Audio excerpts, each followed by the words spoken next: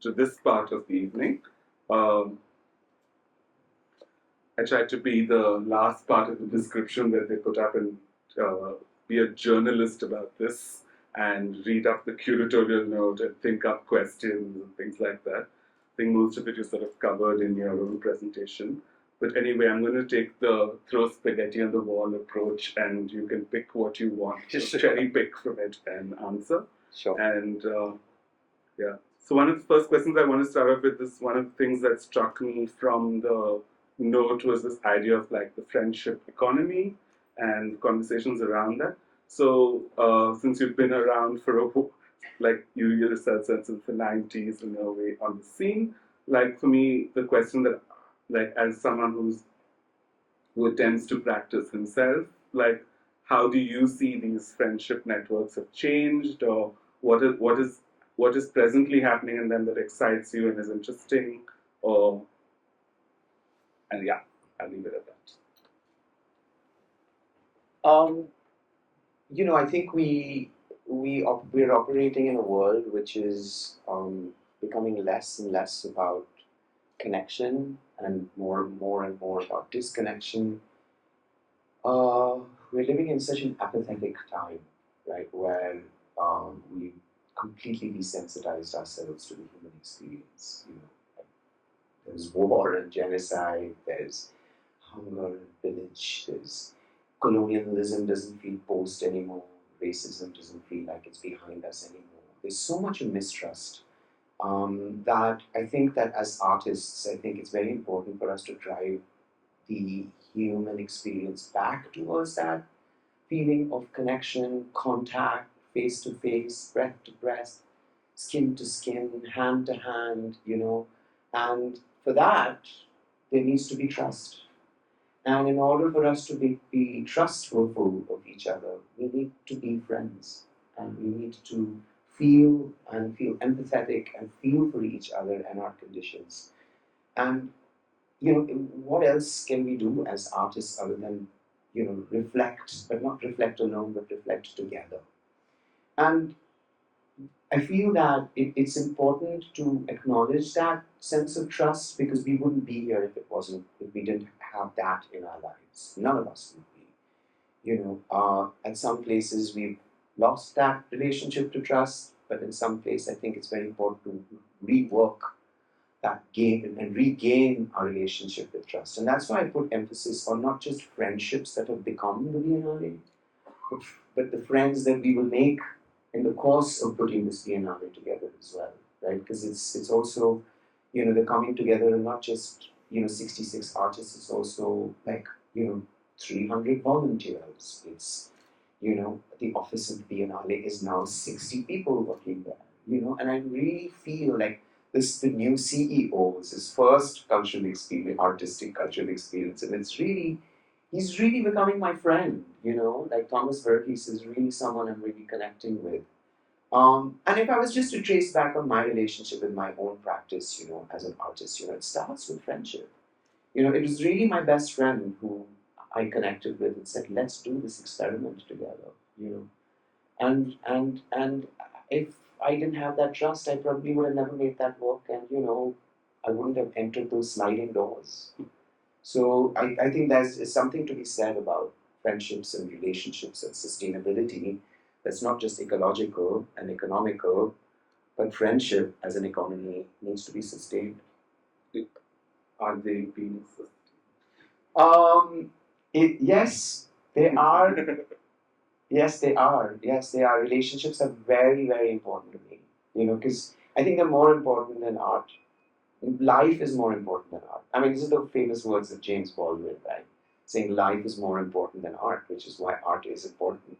So, friendships are more important to me than making art. Friendships are more important to me. My living room and my couch in my living room is more important to me sometimes than my studio is. Because that's where some of the best ideas are created, are created in context of us being together. Maybe I can ask Bose a question. Last night, over a couple of drinks, so I can't be fully responsible for the source of this question. But in the morning, I kind of realized that my friend and I were arguing, or rather, we were both on the same side of this beauty versus pretty idea, and it feels like pretty is something that's shareable and so therefore is marketable, but beauty is sometimes not any of those things. It's much more complex and complicated. So I'm wondering like how does the Biennale challenge like I guess the market in that way, or what one understands as pretty, shareable, profitable, makes money, etc. etc. So historically, when we look at it, even the Biennale was started with the idea of an art fair and a model, and Venice as well. So it took time to reflect upon and change the perception, how thinking and practice can come as a kind of friend. I believe that just the positions of both, when we look at it, absolutely there is a kind of contrast, but that's how the world exists. We should be aware of the market, we should be aware of the economy. Who is using our economy is also an important aspect as an artist. Where you are located, who is your neighbor, how the society is working. What is most important when we look at the Biennale Kochi, we have 44 different kind of community lives in 4.5 square kilometer area. That itself is, and nearly 16 languages these people speak in Kochi and Matancheri when we look at it.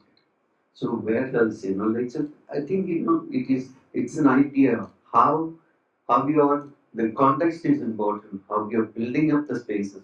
And Kochi is built for kind of learning space.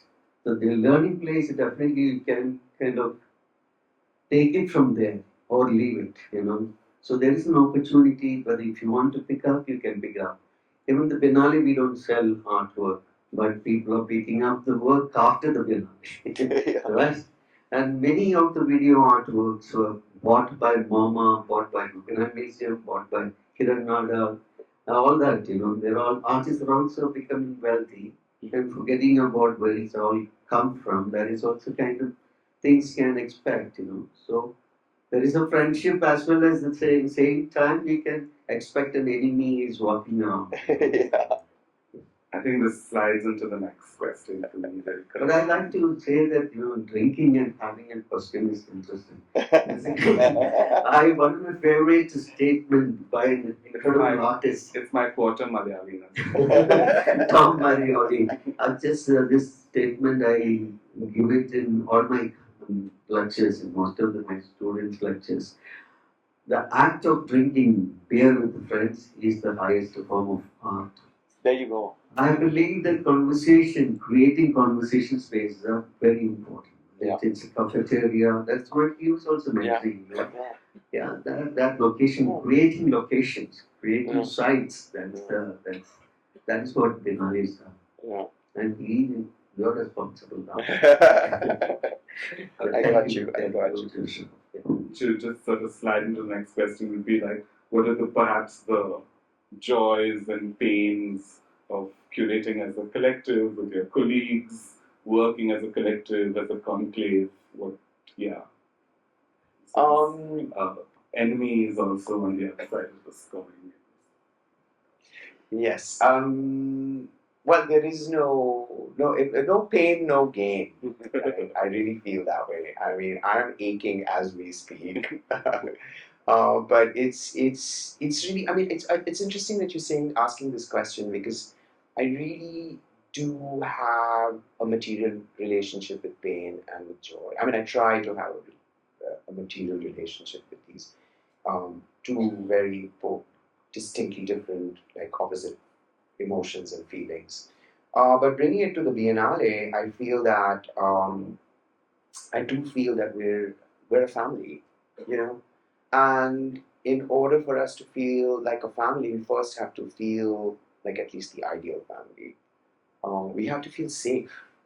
So the idea has always been for us to create a very safe space for us safe place for us to be able to express ourselves, so that there aren't as few hierarchies as possible, right? We don't. There is we've never operated in a pyramidic structure. We've never operated with a boss. We've operated with several leaders. And I kind of really enjoy the idea of leadership as opposed to this idea of hierarchy, because we get to shout at each other or get shouted at by each other, which is what happens in a home. That's what love allows you to do. I mean, think about the people we love in our lives the most are the ones that we fight with the most, and it's because we are free to do that, and we're free to bring ourselves into this space as much as we need to and want to, while still maintaining a certain sense of what it means to be professional, where to take things personally, and where to feel that we are actually all working towards a common goal. All of those things are really about culture creation, right? And that's happening on a daily basis. Every day there's a fire to fight. Every day there's this little battle to be won or a little battle to be lost. Every morning I wake up with just a little bit of anxiety about what the day is going to be like and what today's issues are going to hold, and where we're going to stand on that day. So I enjoy that. I love blind corners. I love challenge. I love the uphill. I love crossing over that mountain pass, and I love stopping there and looking down. I believe the opening will be that, where we will look down, look behind us at the valley we've just left. We'll look in front of it and flowers that we see blooming onto the other side. And these are actual experiences, like on a trek. So I kind of do think about how we are all in it together, going on this enormous and endurance test of a walk. And right now we are literally like very close to the summit. And we are out of breath, and our muscles are aching. I'm watching everyone's protein intake, and I'm watching everyone's rest schedule, because those things are very important, for us to also care and feel for each other and nourish each other, just like a family would. Question for both.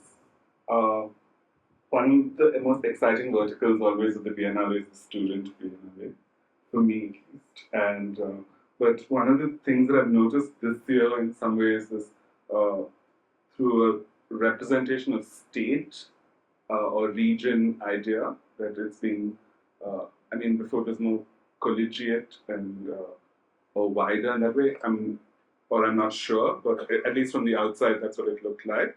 So I'm wondering, is this to address like traditions or represented by the art colleges of these regions, and to sort of perhaps platform that sort of difference, or was it because you noticed some place was being ignored, or what was the conversation? Because it seems very clearly state divided. So I was just wondering. I think actually it is, we have 28 states, right? And more than 150 government-run art institutions in India. We are open to not just the 150. We are interested in the architecture students. They have done amazing works. So some curator. We have appointed 7 curators. A couple of them are collectives. So interesting how they are touching upon each region.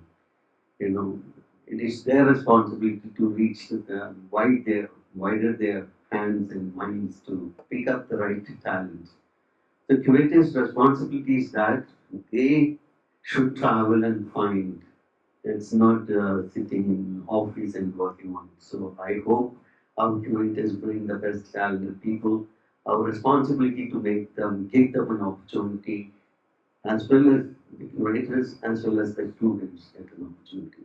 So it is an unpredictable location we are giving down, just opposing with different kinds of minds, different kinds of schools of thinking. That is definitely an important site for learning. And this is one of my favorite also. As still I like to look at young people. So many careers, so many careers have been built out of that moment, like that students have had. And it's so important, I think, for students to feel part of the same milieu as a very well established, internationally renowned artist. Also, we also we this time we suggested that it would be nice to have more collective than singular studio painting. We should come out of the studio painting nature. I mean, we are not against painting or sculpting and printing and things like that. But it would be nice to have a conversation table or site we can have and create more and more interesting projects. And that's what we.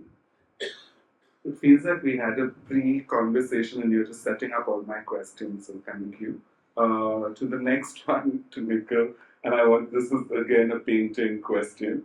And so, one of the perhaps challenges with painting is the word you yourself use, this idea of it being static, right? And there seems to be a lot of painters still, but like a large percentage of painters like Matthew Krishnamachari, Abdul Nisham, Yes. Jean Patel, Yes. Patul, Yes. Sister Mandu George, Yes. Sujit SN, Dean and James, Yes. right? And Yes. so how are these works having conversation with performance, with body-based work, with time that's acting like clay, with video, and even in your own practice, quote unquote, you seem to expand the idea of bringing a liveness to drawing, to the gesture of painting. Yeah.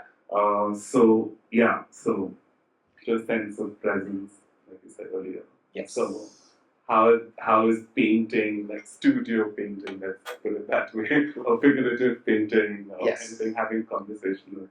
Yes.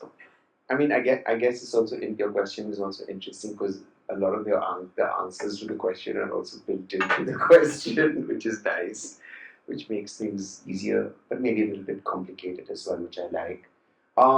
This idea of people wanting something new, is very based on the way in which markets construct themselves, and that is something that kind of bothers me because I don't think there's anything new left to give to the world in terms of an experience that is, especially as in the arts. And I don't think that the newness of anything is something that I'm looking for. Painting will never die. In painting, perhaps, and drawing is perhaps the oldest form of art expression. Maybe music was before that, sound was before that, you know. But communing with nature, I think if you imagine the first painting, the drawings in caves in Altamira and Lascaux, and even in Hampi, you see these early renditions of mark making. So I think that is intrinsically built into our DNA and into our nature. Is to leave a trace behind. To establish this idea of permanence, to say I was here and I will be here forever. So I think one is that it's very important to reinstate a kind of faith in this act of making that is inherently present in certain objects, that when you look at them, the processes of those practices really come through. The other register that I think that I'm really interested in is a certain sense of authenticity in the relationship to the idea of making a painting, where the artist is present. It's not that I have invited artists that are, of course, prolifically working, but they are prolifically working by themselves on their canvases, on their own. It is their hand, it is their body, it is their mark, it is their breath, it is their action that is so clean and clear. That is something that is undeniable as a truth of their presence in a space with their canvases or paper. And we live in a world which is becoming more and more artificial. This emphasis on artificial intelligence, is becoming so prevalent, that it's very important to rehumanize certain things that there is no way that a machine would be able to replicate or do. Like how do you teach a machine to love? Is something that you see in a painting. You see the love of making, which is something that hunkers right back to the idea that you cannot replicate or you cannot duplicate that feeling, and by giving it as a command to a machine. And that's the faith I have in a lot of the young painters. And in fact, all these painters that you mentioned are a lot of them are under 30, under 35. So they're very, very young. And that's got something, that says something. That there isn't this temptation to submit to this glossy medium of the computer and their laptop. They aren't just salivating over their phones and their machines, but they're actually turning their saliva into paint and actually placing it on something and recognizing their presence. That's why I think I really enjoy some of these painters that you just mentioned. Okay, we'll open it up to some questions from the audience. Maybe we can keep it to like 3 because we've already overshot time a bit. And so, fastest hand up first. That's how we'll go. Over there. Yeah, you've got a mic. My name is Sangeeta Ghoshal. One thing, listening to you and hanging on to each and every word that 3 of you spoke resonated somewhere very deep. I hail from a city where now every year for the last 15, 20 years, the whole city turns into an art gallery full of installations during a thing which is supposed to be a religious festival, but it does not at all remain that. The best of sculptors, designers, and painters are at work in Kolkata during Durga Puja. So I thought that maybe somewhere similar spirits do play a game. Thank you so much. Do we have another question? So you can maybe That's a club comment. them. It's a comment, yeah. Tushita, Should I just ask if you can hear me? they have a mic coming. The film you showed was really compelling, and now, of course, we're dying to. I'm just wondering, a really prosaic question. So, how long does one have to plan and take leave to be at the Biennale this year? Does it look bigger than the other years? Because it looks amazing, and the water metro and all of that. So, I was wondering, how long should one be doing this for? Before you answer, Bose, I want to say take leave with an asterisk. Tushita. Anyway, Nikhil will talk about his work, but the Biennale Foundation taken up at 24 venues, 23, 24 venues. So it's small and big, and it's actually the new water metro is also being tied up with the water metro. It's also watermelon green cultural festival. Local, how much they own it, then we can explore much more. So we have 24 venues to explore. I would say take time for minimum 4 days, and if you have more, we can travel other part of Kerala as well. Can expand. Anyone? Just to add to that, it's a biennale that's going to shift through the 110 days. So allow yourself. I would say at least 2 visits. But that's been the bare minimum. Right? That's the bare minimum. Bare minimum. Yeah. We have an incredible moment also in February, from the 9th to the 14th of February. So if you can schedule yourselves to come at that time, I think it's a really good time to come as well. We will reignite the Biennale with a whole set of performances and actions. And, of course, there's works that are unfolding over the 110 days. But if you do want to come back, I would say come back in February. Anyone else? Maureen has a question. Will the landscape of India be represented? Not specifically, no. No, I would say well, I'm not sure. No, there will be landscapes, but I think they will be interpreted through the bodies that will be present there. So it's. Maureen had a question, and we can maybe close with that.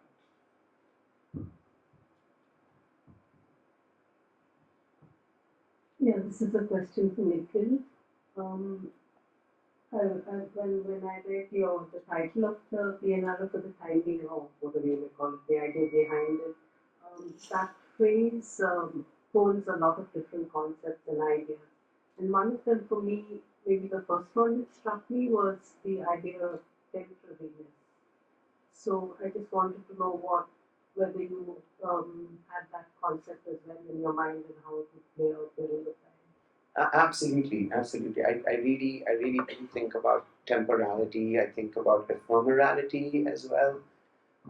This is a biennale that I'm recognizing as something that begins and ends, entries and exits. You know, it's not, and it is an exhibition, but it's also a series of moments.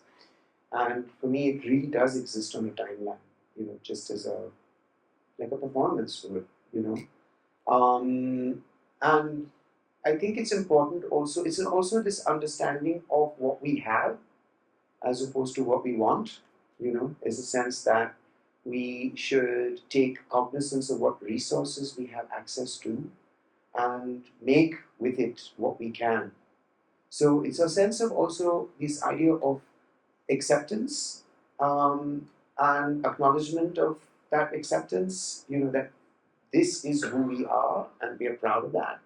It also takes away a certain kind of aspiration for us to be anything other than who we are. And it's the recognition of the fact that this is Kerala, this is 2025, there are 66 artists, you know.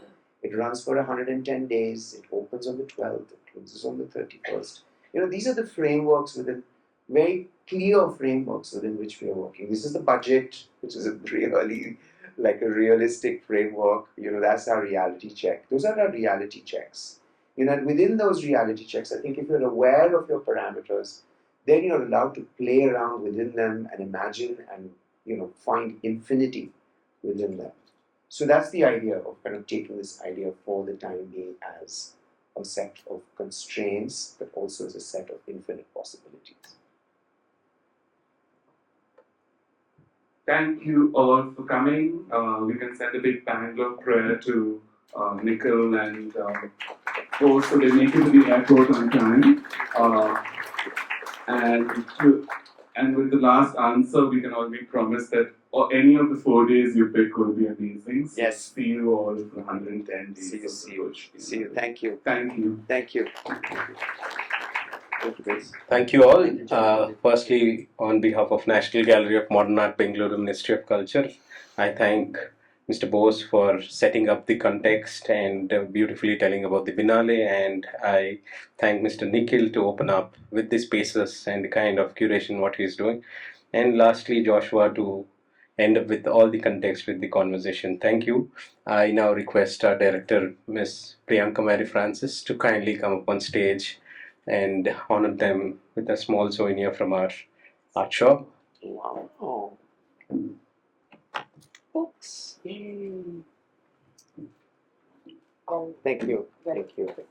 Thank you. Wow. It's from a recent show. Yes. Oh yeah. I need to see the show. Yeah, it's Nice. very good. And finally, I thank all the audience who are here joining us for this conversation and also connecting to the reflections of the Biennale. And I also request all of you to kindly join on our social media handles. And we have also are on the WhatsApp community. So please join our WhatsApp community on the announcement. And good night. Thank you.